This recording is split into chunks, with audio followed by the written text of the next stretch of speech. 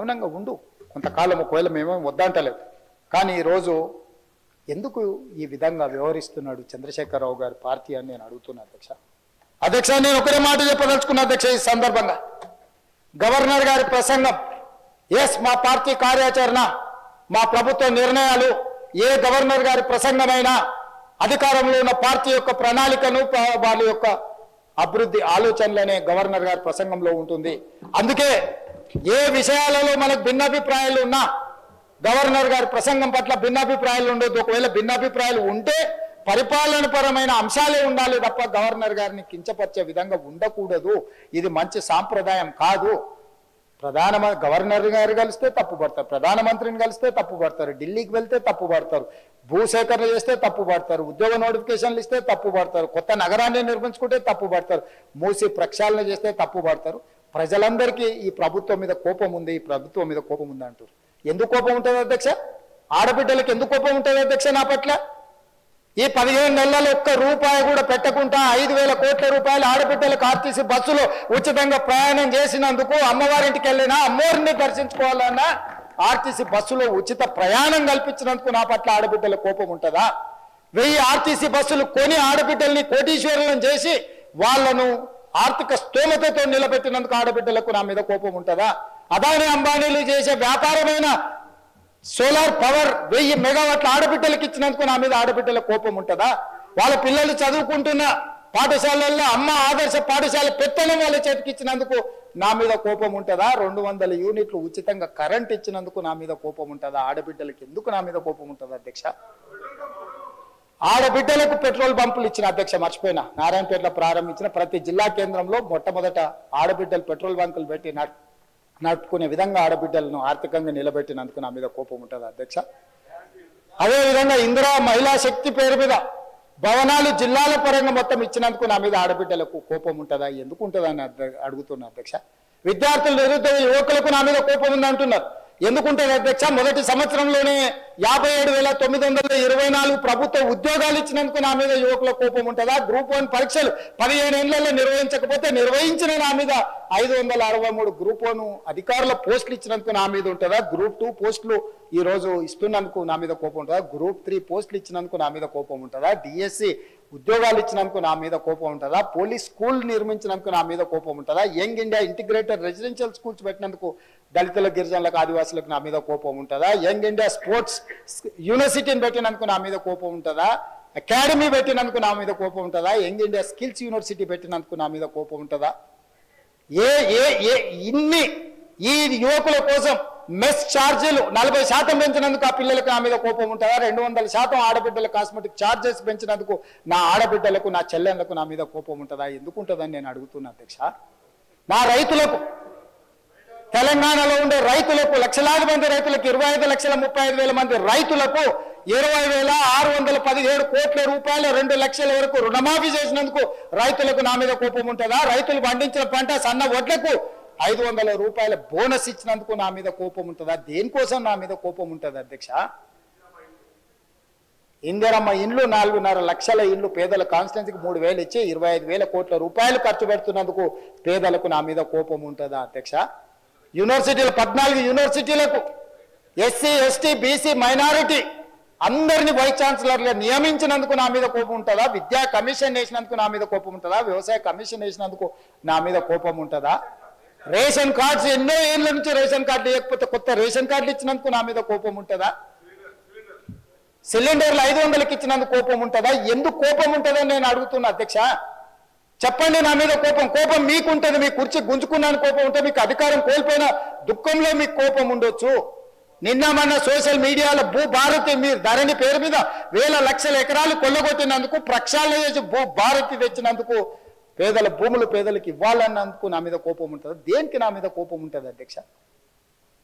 పేడ్ ఆర్టిస్టులను తెచ్చి పార్టీ ఆఫీసులో పెట్టి వాటిని రికార్డ్ చేసి సోషల్ మీడియాలో పెడితే, వాళ్ళ మీద పోలీసులు కేసు కడితే మీకు దుఃఖం వస్తుంది. అసలు ఈ భాష ఆ సోషల్ మీడియాలో పెట్టినట్టు ఒకసారి చూడండి అధ్యక్ష. 2014-15లో కొత్తగా ఎమ్మెల్యేలు ప్రమాణ స్వీకారం చేసినప్పుడు TV9లో, ABNలో ఏదో వెటకారంగా ఒక చిన్న సన్నివేశాన్ని వేస్తే వాటిని సంవత్సరం పైన ఈ రాష్ట్రంలో బ్యాన్ చేసిండు అధ్యక్ష. రవి ప్రకాశం జైల్లో పెట్టాను, కృష్ణ మాదిగని జైల్లో పెట్టాను, చాలా మంది జర్నలిస్టులు. ఇవాళ జైలుకు పోయిన అమ్మాయి కూడా ఎస్సీ ఎస్టీ కేసులు ఆ రోజు ఎస్సీలను అవమానించింది, జైలుకు పోయి వచ్చిన అమ్మాయి. ఎవరు జర్నలిస్ట్ అని నేను అడగదలుచుకున్న అధ్యక్ష, జర్నలిస్టులని వేదిక మీద నుంచి INPR లేకపోతే DAVP ఆమోదించిన పత్రికలు ప్రసార సాధనాలు వాళ్ళు ఇచ్చే ID కార్డులు ఉన్నోళ్ళు జర్నలిస్టులా? ఎవడు పడితే వాడు ఏదో ఒక ట్యూబ్ పెట్టుకొని మమ్మల్ని ఇష్ట రాజ్యంగా అధ్యక్ష, ప్రజా జీవితంలో ఉన్నాం కాబట్టి నిజంగా ఓపిక పడుతున్నాం అధ్యక్ష, రక్తం మరుగుతుంది. ఏంది భాష అది అధ్యక్ష?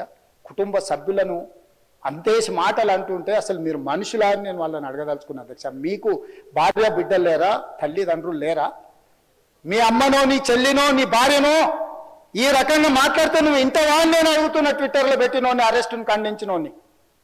నా భార్య నా బిడ్డను తిడితే నాకు నొప్పి అవుతుంది, కానీ నీకు ఒక ఆడపిల్లను అవమానిస్తుంటే నీకు నొప్పి కాదా?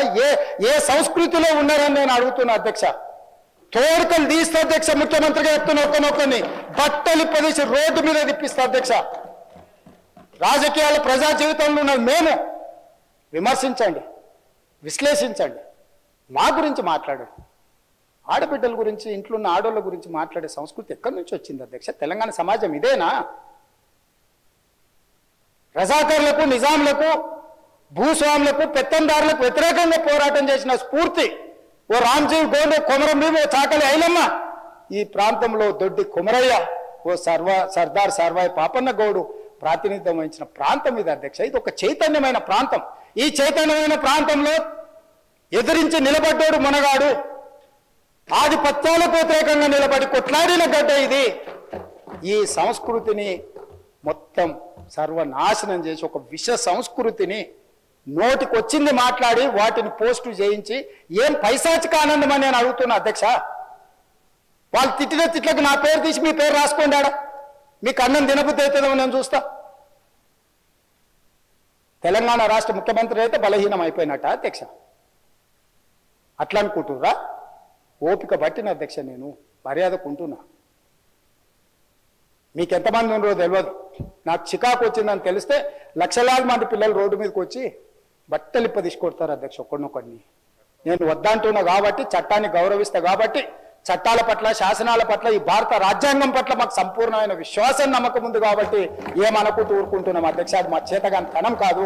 చంద్రశేఖరరావు గారు, నీ పిల్లలకు చెప్పు, ఇది మంచిది కాదు, నువ్వు అనుకుంటున్నావేమో ఇట్లా ఏదో చేస్తే మానసికంగా కుంగదీసి దెబ్బతీసి రాజకీయంగా ప్రయోజనం పొందుదామని నువ్వేమైనా కలలుగా అంటే నువ్వు అనుకుంటున్నావేమో. అట్లా కుదరదు చంద్రశేఖరరావు.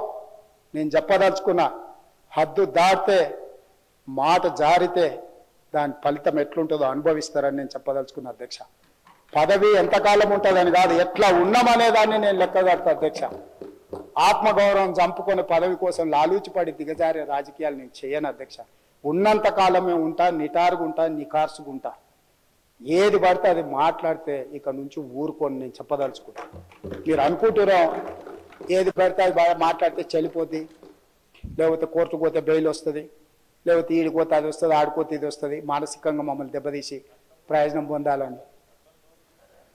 అవసరమైతే చట్టాన్ని సవరించే పని అని చేస్తాం.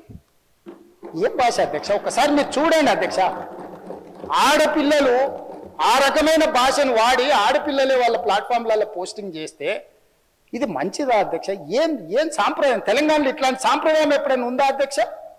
తెలంగాణ ఉద్యమం సందర్భంలో కూడా అంత పెద్ద ఎత్తున భావోద్వేగాలు ఉన్నప్పుడు కూడా ఇలాంటి భాషా ప్రయోగం జరగలేదు అధ్యక్ష. ఇదెక్కడి వింత పోకడలు, పైశాచిక ఆనందం అధ్యక్ష?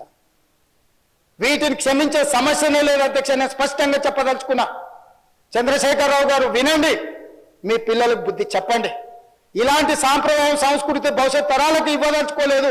దీన్ని ఇక్కడనే పాతరేయదలుచుకున్నా. ఉప్పు పాతరేస్తే ఇట్లాంటి సంస్కృతిని మీరు ప్రోత్సహిస్తే ఎవరిని వదలను. ప్రజాస్వామ్యయుతంగా ప్రతిపక్షంగా మీరు మాట్లాడండి, చెప్పండి, విమర్శించండి. దాన్ని సరిదిద్దుకోవడానికి మా ప్రభుత్వం సిద్ధంగా ఉంది. గౌరవిస్తాం. భారతీయ జనతా పార్టీ కూడా మా ప్రతిపక్ష పార్టీ. వాళ్ళ కేంద్రంలో అధికారంలో ఉండరు. ఆ అధికారాన్ని మనం రాష్ట్రానికి ఉపయోగించేదానికి చేస్తున్నాం. అందుకే అధ్యక్ష, తమరు కూడా అక్కడి నుంచి ఆదేశాలు ఇవ్వండి. దీని మీద చర్చ జరగాలి. మీడియా మిత్రులకు కూడా నేను అడుగుతున్నా, మీ సంఘాలు ఏవైతున్నాయో సంఘాల నాయకులను కూడా అడుగుతున్నా, ఎవరో జర్నలిస్టులు లిస్ట్ ఇవ్వండి. జర్నలిస్ట్ అనే పదానికి డెఫినేషన్ ఏందో ఇవ్వండి, ఆ లిస్ట్ ఇవ్వండి. ఆ లిస్టులో ఉన్నోళ్ళు ఇట్లా తప్పు చేస్తే ఏం శిక్షిస్తారో మీరు నిర్ణయించండి. ఆ లిస్టులో లేనోడు జర్నలిస్ట్ కాడు, జర్నలిస్ట్ కానోడిని క్రిమినల్ కిందనే చూస్తాము. ఆ క్రిమినల్స్ని ఎట్లా జవాబు చెప్పాలనో గట్లనే చెప్తాం. ముసుగేసుకొని వస్తే ముసుగు ఊడవికి బట్టలు గుడ్డలు ఊడదీసి కొడతా అని చెప్తున్నా. నేను తమాషా చేయొద్దు. నేను కూడా మనిషిని, నాకు చీమునెత్తురుంది. అన్నిటికీ బరాయించుకుంటే తప్పులని అన్నిటిని మోసుకుంటే ఏదో కుర్చీలు ఉన్నా కాబట్టి ఊరుకుంటా అనేమన్నా ఏషాలు ఏదలుచుకోరు. అన్ని చట్టపరంగానే చేస్తా. చట్టాన్ని పరిధి నేను దాటను. ప్రతిదానికి ఒక శిక్ష, ఒక విధానం ఉంది. ఏది కూడా పరిధి దాటను, ఎందుకంటే నేను ముఖ్యమంత్రిని. చట్ట పరిధిలోనే అన్ని శిక్షలు ఉంటాయి. జర్నలిస్టులకు కూడా నా సూచన, ఎవరు జర్నలిస్ట్ వాళ్ళ గుర్తింపు కార్డు ఏందో మీరు నిర్ణయించండి. అది ఏదో ఏ లైన్ మీరు చెప్తారో చెప్పండి, వాళ్ళని మినహాయిస్తాము, మిగతా వాళ్ళు మాట్లాడేదాన్ని విశ్లేషిస్తాము. వాళ్ళందరి గురించి చర్చ చేద్దాం. అవసరం అనుకుంటే తమరు అనుమతిస్తే నాకు ఒక రోజు దాని మీద చర్చ పెట్టాలనే ఉంది సభలో. అధ్యక్ష, సభా నాయకుడిగా నా రిక్వెస్ట్ మీకు ఒకటే, ఈ విశృంఖలత్వాన్ని ఆపాలి. ఎక్కడో ఒక దగ్గర దీనికి పరిష్కారం చూపించాలి అధ్యక్ష. పరిష్కారం చూపించకపోతే భవిష్యత్తులో ఈ తెలంగాణ సమాజానికి ఇది ఒక చీడపురుగులాగా ఈ వ్యవస్థను దెబ్బతీసే పరిస్థితి వస్తుంది.